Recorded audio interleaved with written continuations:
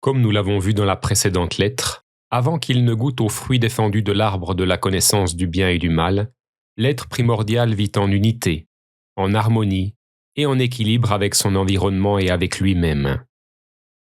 Cela nous permet de déduire que les principes complémentaires qu'Adam et Ève représentent l'un l'autre symboliquement sont absolument sans rapport avec les notions de bien et de mal. C'est un point crucial à comprendre.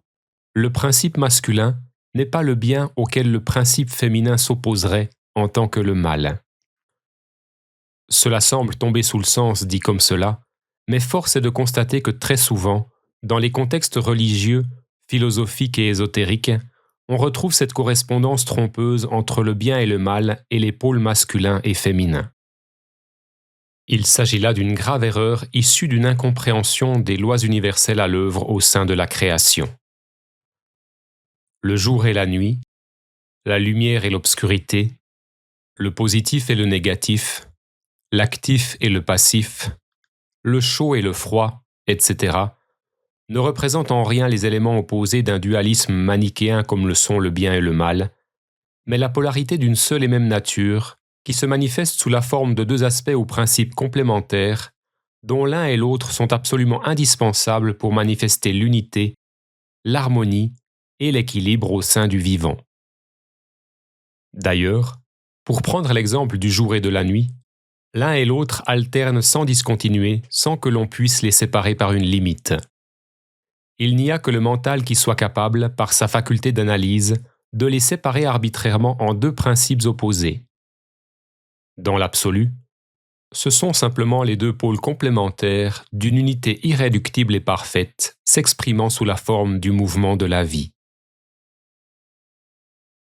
L'unité, l'équilibre, l'harmonie et tous les fruits ou attributs divins sont le résultat de cette complémentarité, qui est parfaitement figurée par le symbole traditionnel taoïste dit du yin-yang, au sein duquel la couleur noire représente le principe féminin, obscurité, yin, et la couleur blanche, le principe masculin, lumière, yang.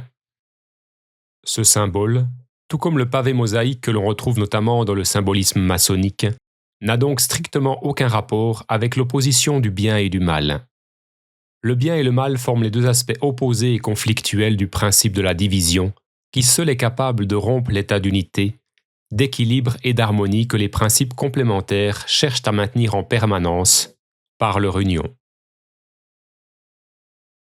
La dualité conflictuelle bien versus mal ne peut se manifester qu'au moyen du mental, lorsque les impulsions d'attraction et de répulsion s'y infiltrent et sont en quelque sorte corrompues et détournées de leur fonction primordiale par ce même mental. Ce n'est sans doute pas sans raison si les mots mental et mensonge ont la même racine. J'insiste donc bien sur le fait qu'avant d'être dévoyées, les impulsions contraires participent à l'ordre naturel des choses, en phase avec les lois universelles. Elles sont en quelque sorte ordonnées de façon parfaite par le bien suprême, l'Esprit de Dieu lui-même, ce que représente d'ailleurs de manière magistrale le caducée d'Hermès, symbole par excellence de la science hermétique, l'alchimie. Il n'y a qu'au moyen du mental et donc de la psyché que les impulsions contraires sont susceptibles de devenir chaotiques. Sur le plan physiologique, elles jouent parfaitement leur rôle en maintenant constamment le corps en équilibre. Par exemple, c'est grâce à elles que le pH du sang se maintient en équilibre entre 7,35 et 7,45, que le cœur attire et expulse le sang, que les cellules assimilent et éliminent, que nous inspirons et que nous expirons à chaque respiration, etc.